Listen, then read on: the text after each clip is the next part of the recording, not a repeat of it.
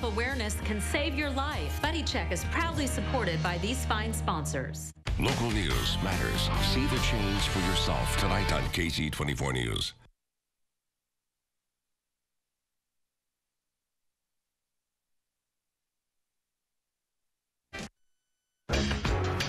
And good Thursday morning. Coming up on Early Today, Senate standoff. Working through the night, Republicans say they are not being obstructionists by delaying votes on Obama nominees. Finger pointing, new NTSB video and details on why this Boeing 777 crash landed in San Francisco this summer.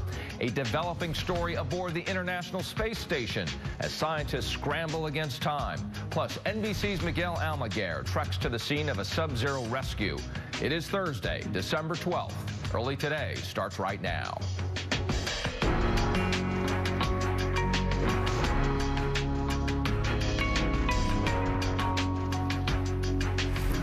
And good morning to you. I'm Richard Louie. While you were sleeping, your government was working. Take a live look at the Senate floor on Capitol Hill. Republicans and Democrats continuing an all-night showdown over presidential nominations, one of the first fights after Democrats changed the rules. NBC's Danielle Lee is live in Washington for us this morning. Good morning to you, Danielle. And when we look at this, what's at stake and how long could this standoff go?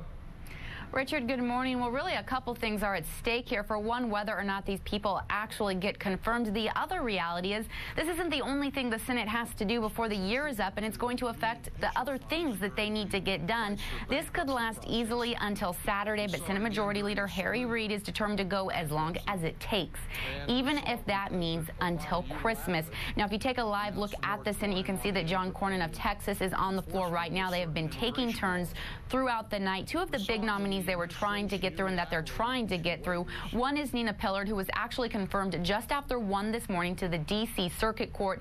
The other is Jay Johnson, and he would lead the Department of Homeland Security. No decision yet on him. And the whole reason that this is happening is because last month Democrats changed the rules. So now just a simple majority is needed to end filibusters to the president's nominees.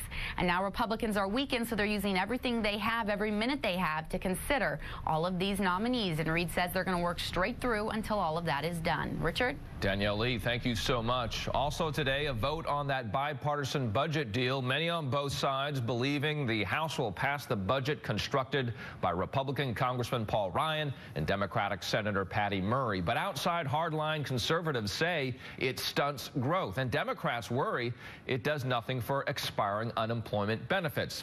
A vote in the Senate is expected next week on the bill that would fund the government for the next 2 years. Senate Republicans are expected to oppose it, but won't have the votes to stop it. Now to a mea culpa out of South Africa. A cabinet minister admitting the government made a mistake in hiring the sign language interpreter you see there at Tuesday's memorial for Nelson Mandela. The man was labeled a fake earlier in the week by the deaf community, and in an interview this morning, he says he was experiencing hallucinations while on stage. Those hallucinations include seeing angels at that event. He also admitted to once being hospitalized in a mental health facility for more than a year. A probe into Asiana Flight 214 crash that lays out a fatal cockpit combination. This as the NTSB releases new video of the plane crashing into the seawall, then violently cartwheeling around and slamming onto the runway in San Francisco last July. 3 people were killed and more than 200 injured in that. Wednesday, investigators laid out several factors. Pilots failed to notice their airspeed was too low. Confusion over how the plane's automated systems work. Even Korean cultural sensitivities. One big focus, the automated systems on the Boeing 777. Now, the pilot who was flying failed to acknowledge 4 separate warnings from a co-pilot that he was descending too rapidly. And he said with his superiors watching, his low-level position would make it very hard to abort a landing. He also told investigators he was, quote, very concerned about manually landing. It is dubbed the miracle in the mountains. The Nevada family who survived 2 days in sub-zero temperatures call the rescuers valiant, and NBC's Miguel Almaguer made his way to the accident scene for us. On our journey to retrace their steps, we take you through the rugged and remote high desert. This is where James Glanton, Christina McEntee, and 4 children ages 3 through 10 spent 2 nights trapped in negative 20-degree weather. We had to off-road for about 45 minutes. We're 30 miles outside of town. This is where you can see the footprints in the snow, and just up the hill here, here's the overturned Jeep. It's amazing anybody could have even survived this crash. We found the Jeep still leaking gas, smelling of fuel. The family was dressed for the snow, but they were prepared in other ways. They had bottles of water. We found a machete, flashlight, and they used the interior of the Jeep here for shelter at night. Search teams say James Glanton kept his family alive by keeping them together and staying with the vehicle. Jay did one hell of a job keeping those kids safe. There's not a lot of people that would have been able to do that for 2 days in sub-zero temperatures. The family gathered sagebrush and even burnt a spare tire down to the bone to keep warm. We're also told they heated up rocks like this one, then put them inside the vehicle at night to keep the kids warm.